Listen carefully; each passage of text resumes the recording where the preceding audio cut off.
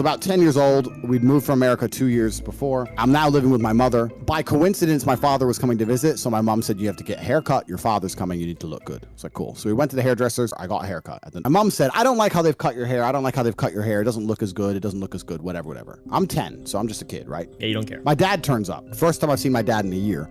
He gets in the house. He's in the house for about 5 minutes. And my mom's like, yeah, I took him for a haircut, Emery, but Emery was his name.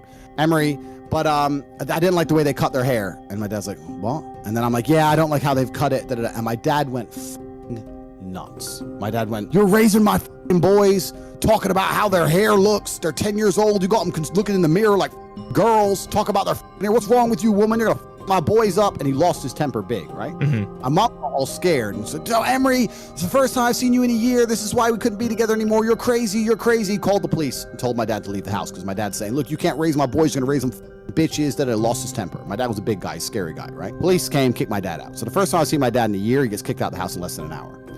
He messages my mom and says, look, I want to see my boys. I don't want to come to the house. I don't want to see you. I want to see my sons. So my mom puts us in a taxi to go over to his hotel. We go to his hotel and he takes me and he marches me down to the hairdresser and he says, son, we're going to shave all your hair off. And I'm only 10. Mm-hmm. So I'm like, why? He's like, when you grow up and you become a man, you'll realize that nobody gives a shit about the kind of hair you have. They care about the kind of man you are. They care about your qualities as a man. Haircut is probably the least important thing. Only low quality men are going to judge themselves on a fucking haircut. If you have any kind of substance, any kind of capability as a man, it doesn't matter what your hair looks like. We're going to shave your head. So he sat me down in this chair. They start shaving my head. And because I'm only 10, I started crying, right? I don't know if the kids at school might make fun of me, whatever. I don't know. I'm 10, right? Mm-hmm. I'm human. I'm a child. I start crying. Shaved my head. He sent me back to my mom.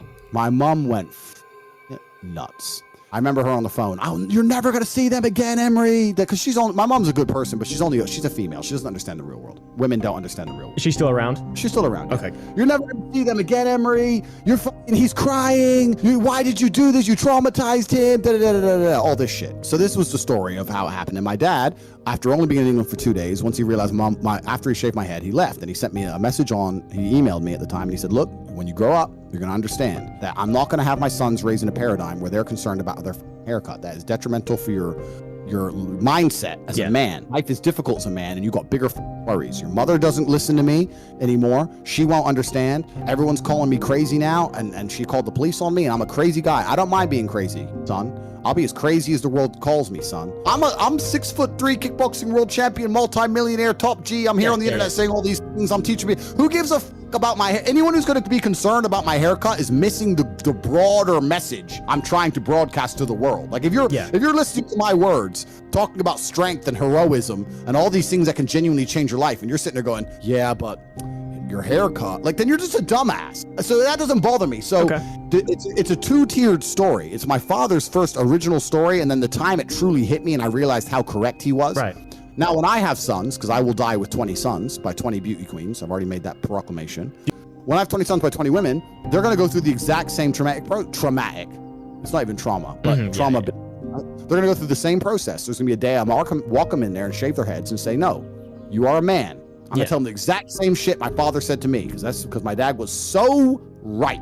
Mm-hmm. It's really amazing. I wish my father was alive, because all the times everyone called him crazy, people called him crazy his whole life. And as I've lived my life, I just have 100 examples of him being completely correct every time. He was right. When the world calls people crazy, listen, everyone's calling me crazy now, right? Mm-hmm. Tate's crazy. Tate's crazy. But the people with a brain are listening to me going, Tate's not crazy. Tate's right. Tate's correct. So that's why I have no hair, and that's why I refuse to have a haircut anymore of any kind, because I can't sit there as a full-grown man in a chair with another full-grown man and start explaining how I need my haircut so I don't feel insecure. If you don't cut it this way, I'm gonna be shy. It's stupid. Shave it off. Who gives a